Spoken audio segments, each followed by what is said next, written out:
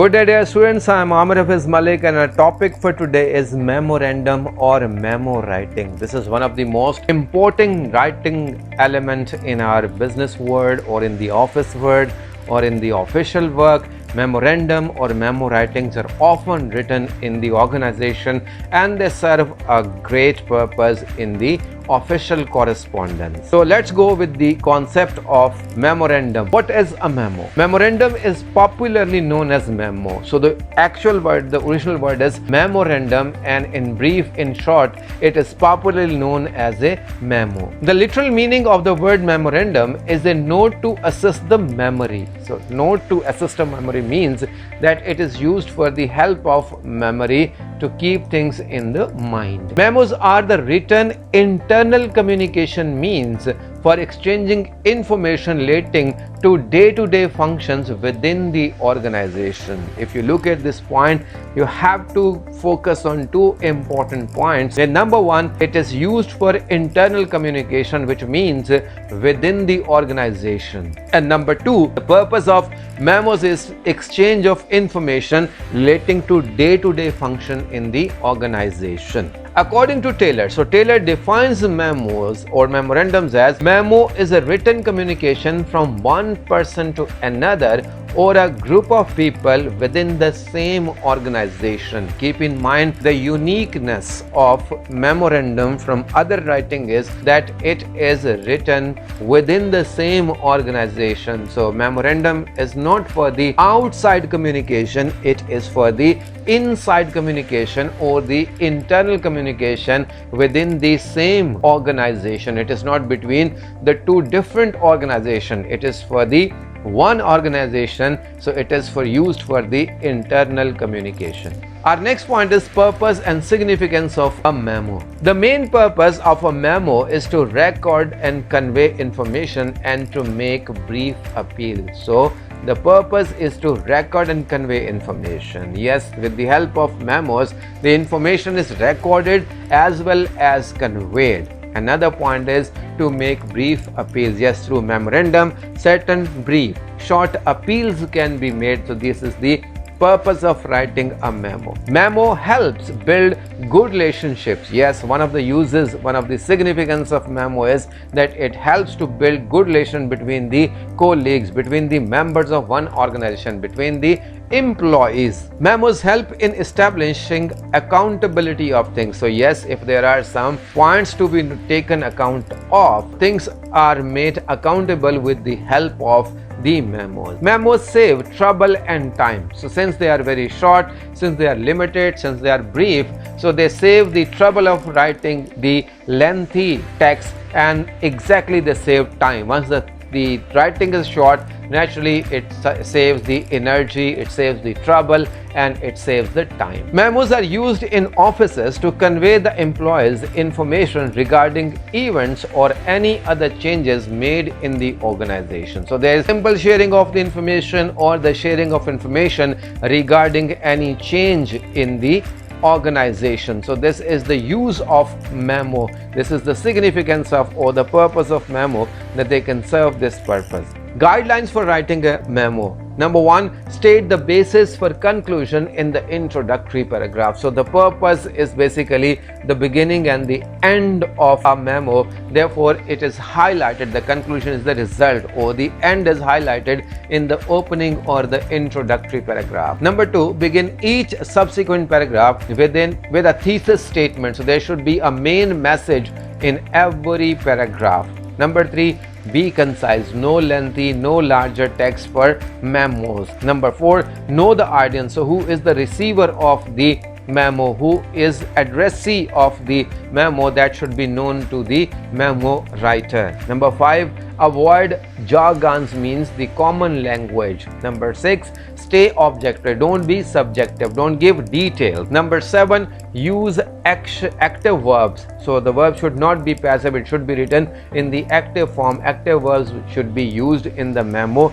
and we can see that avoid passive verbs. Number eight, cite sources. What are the sources of the information that should be cited or written in the memo as well? And number nine, end with a concluding paragraph. So there should be, as in the usual writing mechanism, there's a beginning, middle, end, there is introduction, there's body, and there's conclusion. So exactly the same practice should be applied in memo writing, and there should be a beginning introductory paragraph, then the body paragraphs, and finally there should be a concluding paragraph in the memo. Now we move forward towards the differences between a letter and a memo. Though both are used for official purposes, but there are notable differences between a memo and the letter, and I have divided them into two columns. There are 6 points for sharing the differences between memo and letter so that you can easily keep them in mind. Number 1 is never sent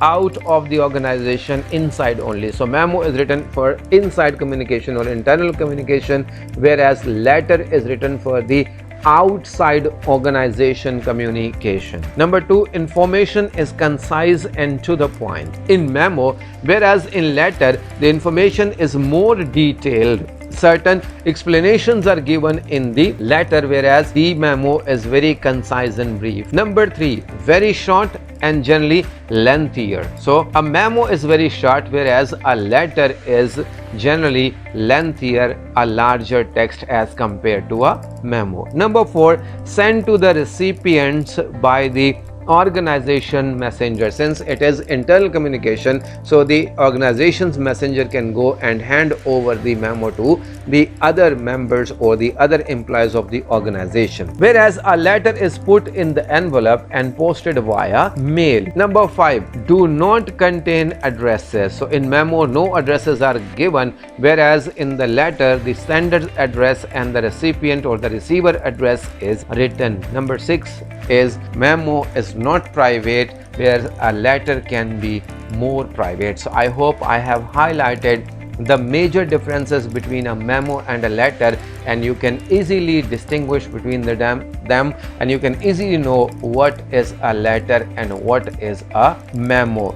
Number 6, memos, advantages and disadvantages. Again, I have highlighted 6 major advantages and disadvantages of the memo. Number 1 is time saving. Since it is short, it is time saving, and disadvantages that it is time consuming because it needs the reader to read and understand what is the message, so it can be more time consuming for understanding. Number 2 is advantages that it is less formal, and disadvantages there is lack of formality. Number 3, a memo is low cost, and number 3 in disadvantages that it is limited application, it does not have more margins in it. Number 4 is maintenance of good relationship, so it has to maintain good relationships, whereas as far as disadvantages are concerned, less important to the reader. Sometimes they do not give much importance to the memo. Number 5, inform the decisions and actions, and number 5 in disadvantages that it lacks explanation, so there is no explanation, therefore it becomes confusing. Number 6,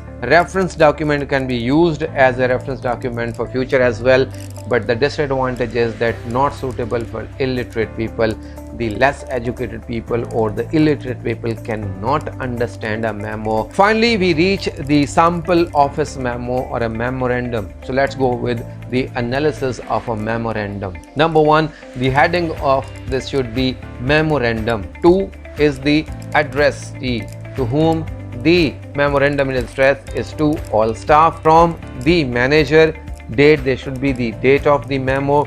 Then the subject, which is inappropriate use of office time on online games. So this memorandum is, or the memo is being written to inform the staff members that they are wasting time in online games during the office working hours. They should not do this. The purpose of this memo is to remind to use your office hours for work only. So the major purpose of this memorandum is to intimate or inform the staff member that they are wasting work time in online games.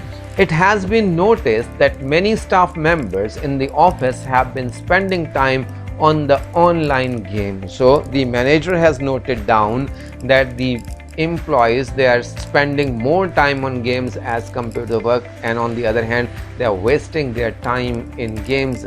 As far as the work is concerned, they are ignoring their work. Next point is, according to a recent article, the estimated daily cost of people collectively playing these games instead of working is over $120 million.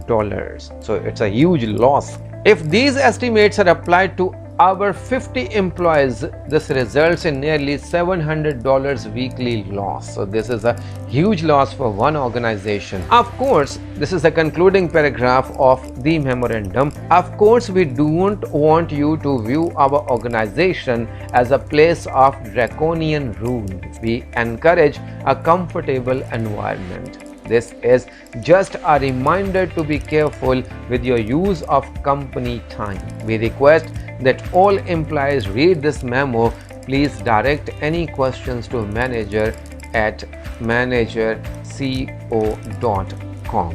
Thank you. So by looking at this memorandum, now you can easily realize and you can easily copy and practice how to write a memorandum. It is short, it is brief. First of all, we give the heading memorandum, then to, then from, then date, then subject, and then the contents or the body of the memorandum. At the end, we conclude it with the word thank you. So I hope you would have understood this concept of memorandum or memo writing. Now you can practice it and make use of memo writing in your office, in your workplace as well. Thank you so very much. So آج ہم نے بات کی memorandum یا memo writing کی، اور ہم نے دیکھا کہ میمو جو ہے اسے بڑا لفظ جو ہے وہ بڑا لفظ میمورینڈم ہے، اور عام طور پر اسے میمو کے نام سے جانا جاتا ہے. اس کا لفظی مطلب ہوتا ہے کہ یادداشت کی مدد کرنا، ایک ایسا نوٹ جو یادداشت کی مدد کرتا ہے.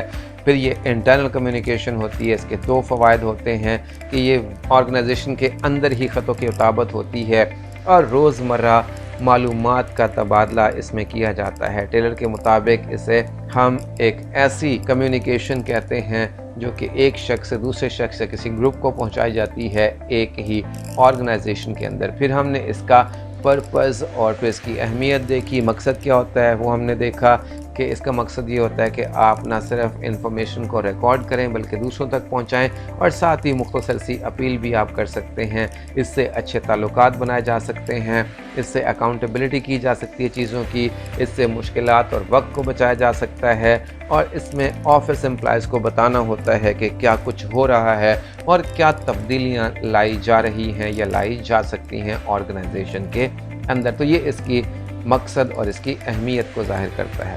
پھر ہم نے میمو لکھنے کی کچھ گائیڈ لائنز دیکھیں کہ کس طرح سے ہمیں بریف ہونا پڑتا ہے، مختصر بات کرنی پڑتی ہے، آڈینس کا ریسیور کا علم ہونا چاہیے، عام لینگویج استعمال نہیں ہونی چاہیے، بہت زیادہ تفصیلات نہیں ہونے چاہیے، ایکٹیو لینگویج استعمال کرنی چاہیے، سورسز بتانے چاہیے، اور آخر میں بھی پیراگراف ہونا چاہیے، اور آپس میں بھی کنیکشن ہونا چاہیے جملوں کا. اس کے بعد ہم نے میمو اور لیٹر کے فرق دیکھے کہ دونوں میں بڑے واضح فرق ہیں، اور ان فرق کو دیکھ کر ہم بآسانی اپنی دفتری زندگی میں ان سے فائدہ اٹھا سکتے ہیں. پھر ہم نے دونوں کے فوائد اور نقصانات بھی دیکھے. جہاں میموز کے کچھ فوائد ہوتے ہیں وہاں اس کے کچھ نقصانات بھی ہوتے ہیں. آپ اسے پڑھ سکتے ہیں اور سمجھ سکتے ہیں.